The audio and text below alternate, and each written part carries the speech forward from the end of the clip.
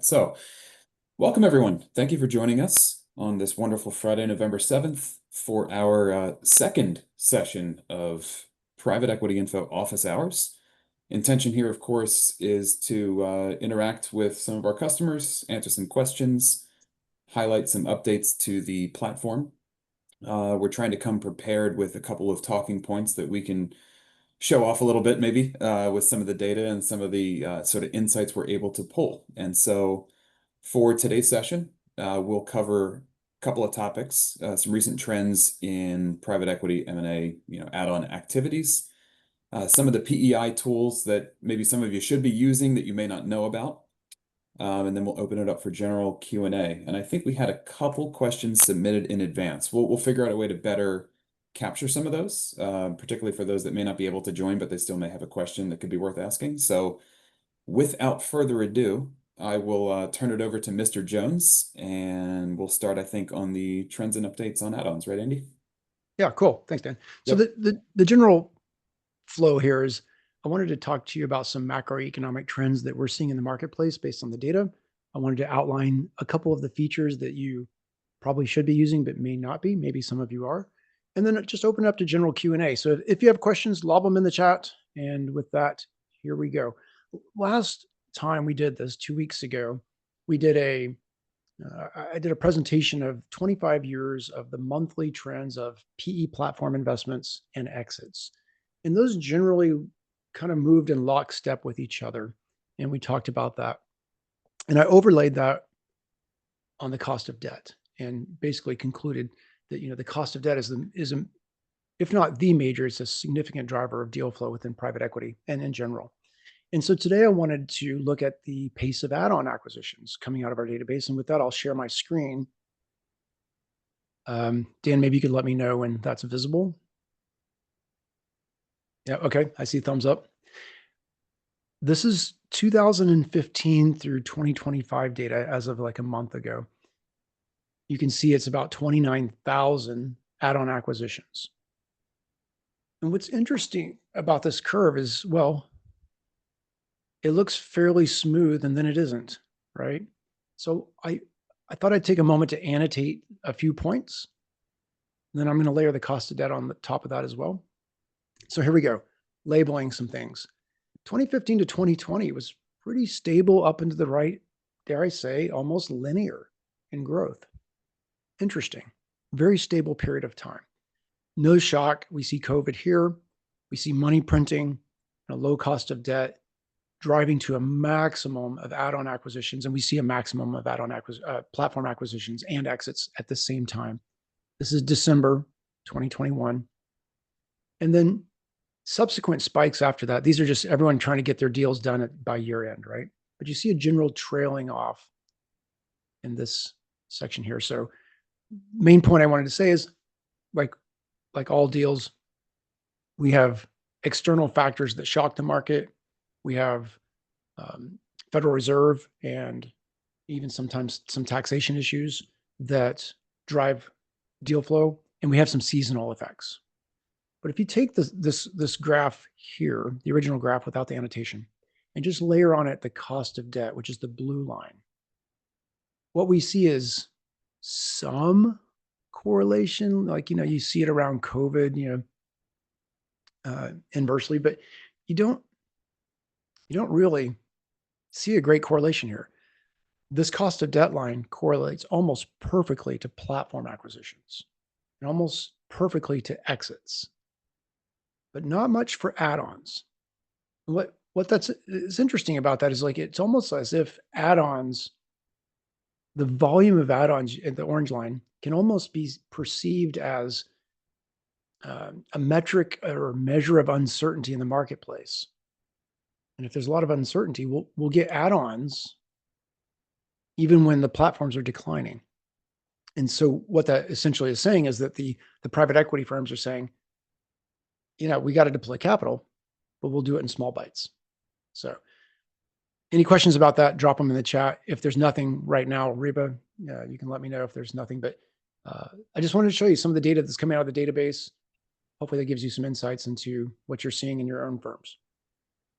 We do not have any questions at this time. No questions on that. Okay, cool. Nope. Then what I'd like to do is jump over and show you 3 tools just this week, just to keep it short and sweet. One is our deal feed. 2 is more companies like this one.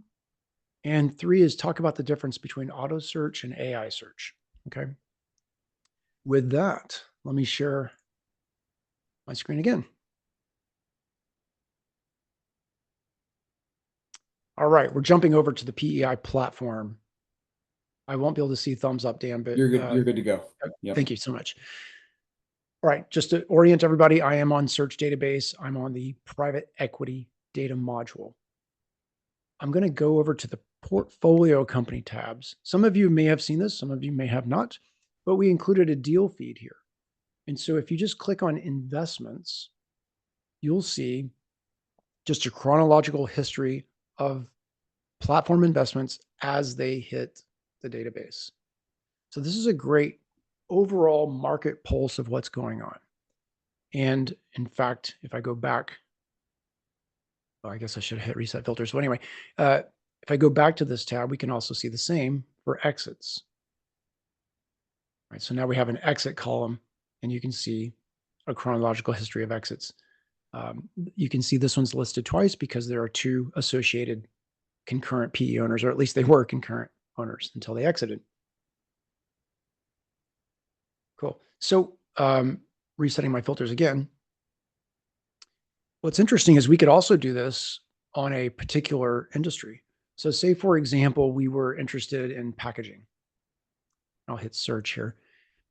I've limited it. Actually, I didn't. I meant to limit it to North America, but we'll do that. Sure. Why not?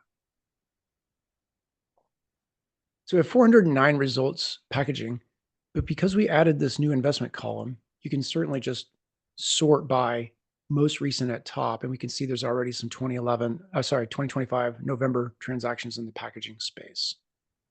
Okay.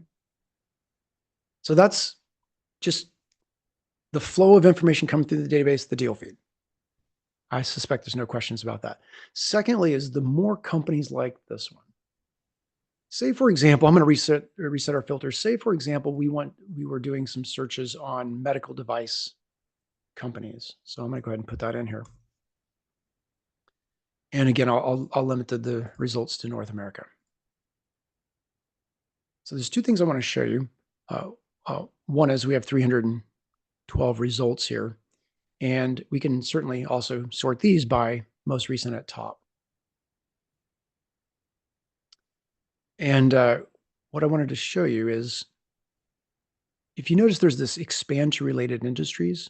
So there are a lot of medical device companies that in their business profile, they don't say medical device. They say something else. Well, we have 312 results here. We could just click this expand to related industries because we know medical devices is a type of industry.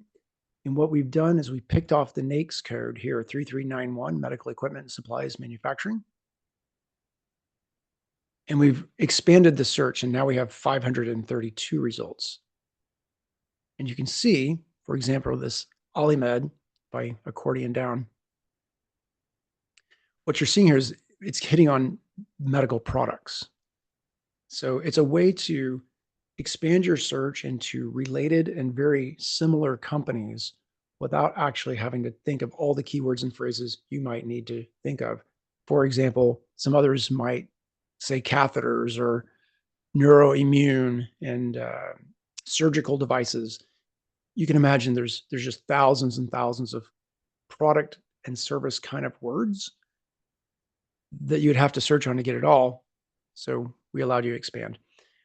While I'm here, let me point out, notice that we also are tracking the related advisors to deals. So of course, this is the private equity firm that did the deal. North Point was the investment bank, and Taft was the law firm. Okay. So that's on the search part. There was a phrase under here that says more companies like this one, or similar industries. I forgot what I said now. I should know. But under each portfolio company, also down here in the NAICS codes, there's more portfolio companies like this one. So let's say we like Alimed. I'll just click on that, and it opens up a new tab. And what that shows us would be now there's 865 companies like that one. Hope that makes sense. So we're trying to give you tools where you can expand your list, but have them be very related portfolio companies that are interesting to you and your clients. So Andy, I'm I just going think, to jump in yeah, on this one, just to, and to go back to the sort of the deal feed use cases, right? So I know we have a lot of clients that are both investment banks as well as some private equity funds. And so if you're an investment bank, and let's just say it's part of all of our jobs, you're constantly prospecting, looking for new clients to bring to market to potentially sell. Well, you can also, assuming you know the industry that they operate in, do the keyword search there and find out who are the most recent buyers within that industry. It might sort of give you some more arrows in the quiver to bring to those initial conversations pre-engagement. But of course, obviously, the use cases help build the buyer list for the more recent investors there. They buy one platform, they'd be maybe looking for tuck-ins, et cetera. For those that are private equity firms, a little bit of a different angle, but a similar story. If you're seeking a potential exit of one of your companies, maybe not tomorrow, but in the coming, 6 months or so, you can also see not only who are the potential buyers of those companies, but if you flip the script onto the exit side, you can click through to the deals that Andy just showed. Because we're tracking the M&A attorneys as well as investment banks, you see who represented those companies, might help you identify an investment bank to help you exit your business and/or which law firms have some experience in those spaces, right? When we're all looking for not just a buyer list, but other service providers and advisors around this industry, one of the questions I know that everyone's asking is, okay, do you have experience in, pick your industry? And this is a way to triangulate some data and get there in a pretty efficient way. oh, thanks for elaborating on that, Dan. The Sure. last thing I wanted to talk about is the difference between auto search and AI search. Now, 2 weeks ago, we talked about AI search, so I'm not going to do that again, but I did want to re-show you auto search and talk about why you would use one versus the other, just to add some clarity there. So auto search is the tool we built that allows you to map the landscape of companies in a particular space. And you can choose your keywords and phrases, or you can use a website as an example company. Here's a company called Big Fiber, or they, it's just their website, right? There's just a company out there. What I want to do is just put in their website here and hit search.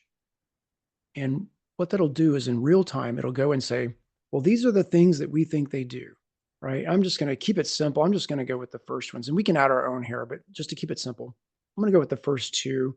We're going to call this project, we'll call it Project Fiber. So we're going to go with fiber network and data center. And when I hit continue, we'll set up this new project denoted by the little orange dot means it's thinking. And okay, so it just resolved. When I click view details, we'll have 3 tabs here. And these are mapping similar companies to this dark or big fiber company. The first tab shows us 147 PE-backed portfolio companies ranked by relevancy, and they all accordion down like you would normally expect them to do. The second tab shows us 688 privately held companies, so these would be your strategics. But you could say, well, how about just those in the western part of the United States? And now we're down to 174. Or you could say, and how about just 51 to 200 employees? Now we're down to 39 companies, right? So there's that. And then the third tab shows us publicly traded companies in the same space. And you can see by the names of these, they're good hits. All right. So why? So that's auto search. Auto search is really best used for mapping the companies in a space. And it's best used when you have well-defined, succinct keywords and phrases that describe the kind of companies you're looking to do. Auto search is a very deterministic set of results. It's rules-based logic. We've scripted the logic flow based on natural language that your research analyst would do on their own. But it's codified. Whereas AI search is sort of probabilistic, like in the tech speak, it would be like in the vector space inferences deal. So AI search, which if I go up here, this is going to be best used in 3 cases. One is where you can't access the data through our normal filters, but you know we have it and you kind of want to get to it. You can ask AI search about that. 2 is for analytics and insights and trends about what's happening generically. And then 3 is if you want to produce content and you have maybe a thought leadership piece, you can certainly ask AI and it will probe into our data and only our data to answer your question on the trends that you're seeing in the PEI database. And so that eliminates the hallucinations and whatnot. So anyway, that's the difference between auto search and AI search. Hope that's clear. And I think with that, if there are any questions that have been submitted, we can jump to those, Reba. And I think there are some pre-submitted questions we can hit too. Yep, I've got them in front of me here, Andy. So we have Oh, three of Dan, them. okay, yeah. Yep, we have three of them that we can cover. So adding the transactions tab to the investment banks module, can we walk through an example of this new feature and show what information is provided? We did a version of this, but I think the detail in the investment bank tab specifically is the aim of the question here. Right. So for a long time now, we've been tying the various investment banks to the private equity portfolio company deals, like who advised on the transaction. And I kind of showed that earlier. Who is the PE firm? Who is the investment bank? Who is the law firm? But now we've launched that, and you can search transactions. Let's stick with our medical devices. You can search the investment banks for which investment banks have done a medical device deal with a private equity firm.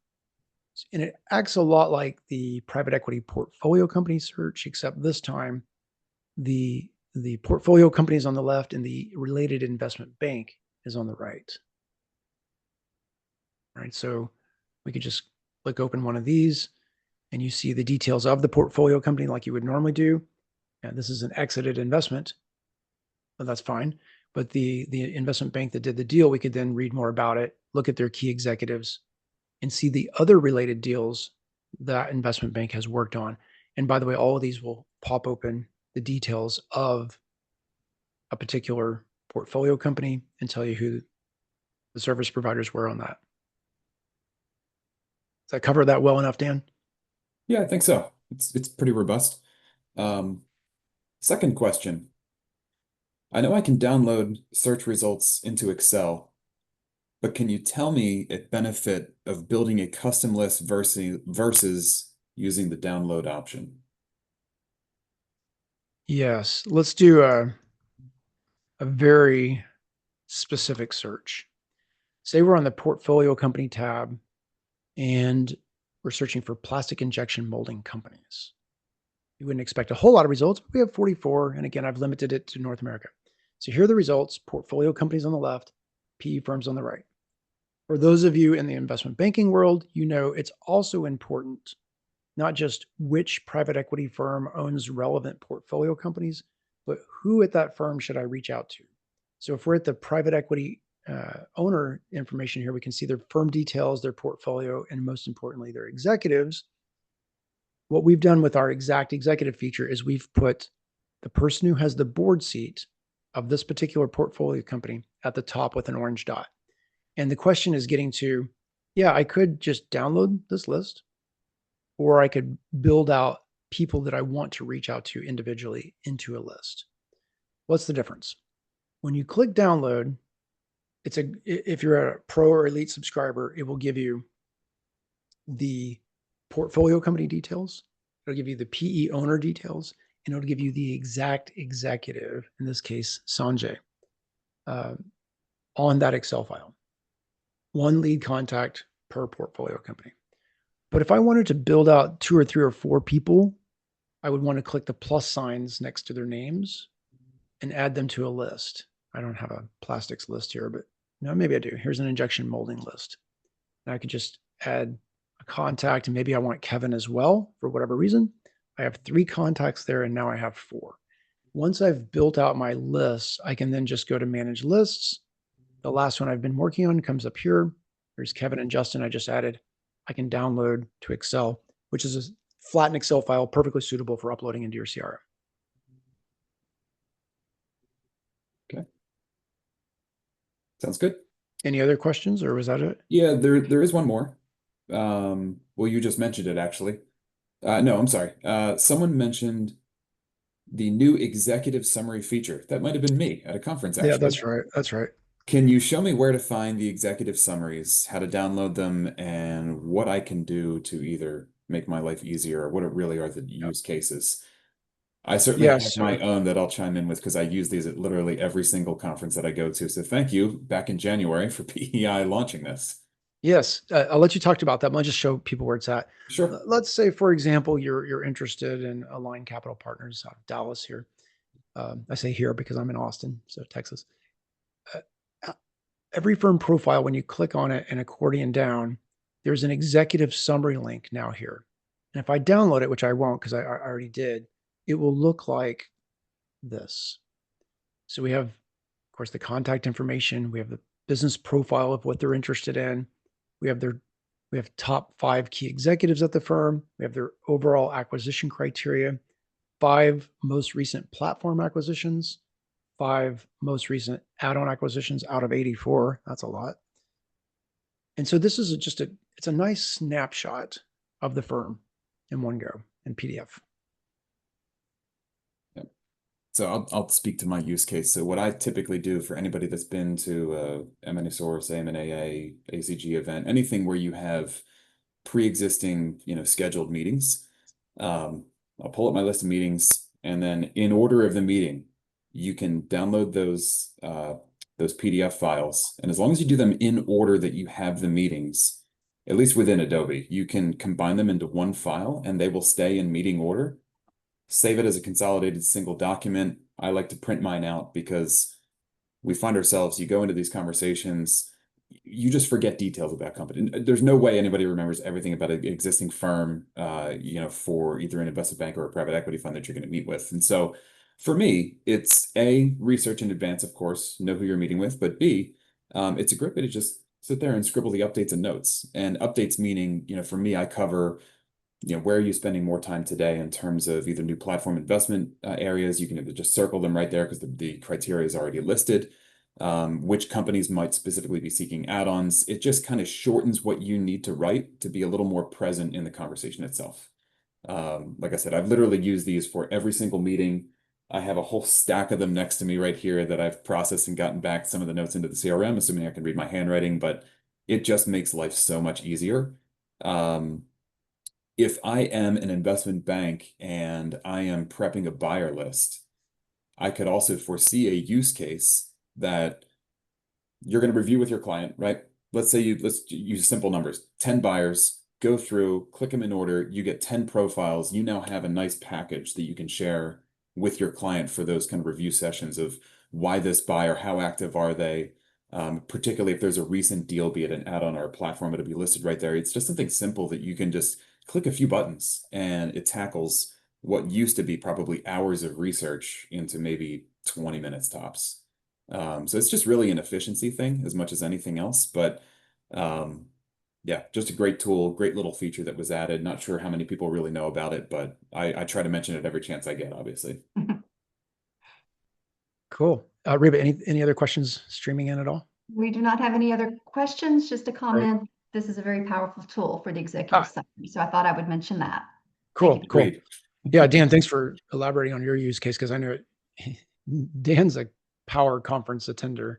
Well, So yeah, and our M&A team are power users of the platform. yeah, that's So right. it's just one of So those things where as we consider, what comes next on the platform, obviously we love all of our customer feedback. I try and ask other firms that I meet with, what other data sources do you use and why? Like, what is the use case? Because all of that kind of filters back to Andy and God bless him and the development team to get the list of, the next and upcoming features here. So we really, really appreciate the feedback, good, better, and different. Hey, love you guys, but we really need X in the next iteration. It may help prioritize stuff for what's coming next. And so absolutely. I know as we go forward in these sessions, we'll start talking about sort of what is coming next. Maybe that'll be a topic, Andy, for the next office hours in a couple weeks' time. But I'm sure you're excited as much as we are for what'll be launched, in 2026. So we'll use that time to kind of prime you guys on what's coming and take it from there. All right. Thanks everybody. Exciting stuff coming in the future. Thanks for Cool. attending.